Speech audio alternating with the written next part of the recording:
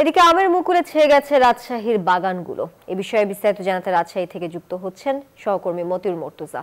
মর্তুজা, আমের মুকুল কেমন দেখছেন আর বাগান মালিকরা এই বিষয়ে কি বলছেন? তানিয়া, এবছর রাজশাহী জেলায় 89% গাছে কিন্তু আমের মুকুল এসেছে এবং আম বেচা কেনার লক্ষ্যমাত্রা নির্ধারণ করা হয়েছে 1800 কোটি টাকা।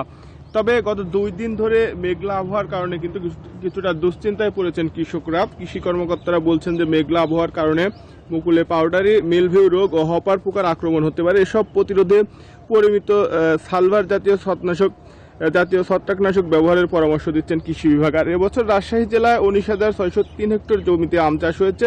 উৎপাদন লক্ষ্যমাত্রা 2,60,000 মেট্রিক টন। এই ঈদে জামা জুতো অ্যাক্সেসরিজের ডিসকাউন্ট। আর পরিবেশ বান্ধব প্রযুক্তির মাধ্যমে বিষমুক্ত আম উৎপাদনের লক্ষ্যে 65,57,180টি আম ব্যাগিং করা হবে, যেগুলো একেবারেই পরিবেশ বান্ধব এবং বিদেশে রপ্তানিযোগ্য আম হিসাবে কিন্তু বিবেচনা করা হয় এবং রপ্তানিও করা হয়। আম বিশেষজ্ঞরা বলছেন যে নিরাপদ এবং নিয়মিত পরিচর্যার মাধ্যমে কিন্তু আম উৎপাদনের প্রত্যাশিত লক্ষ্যমাত্রা অর্জন সম্ভব। এই ছিল রাজশাহী থেকে সর্বশেষ। তানিয়া। মর্তুজা, আপনাকে ধন্যবাদ। দর্শক, রাজশাহীর আমের মুকুল নিয়ে বিস্তারিত জানাতে যুক্ত ছিলেন মতিউর মর্তুজা।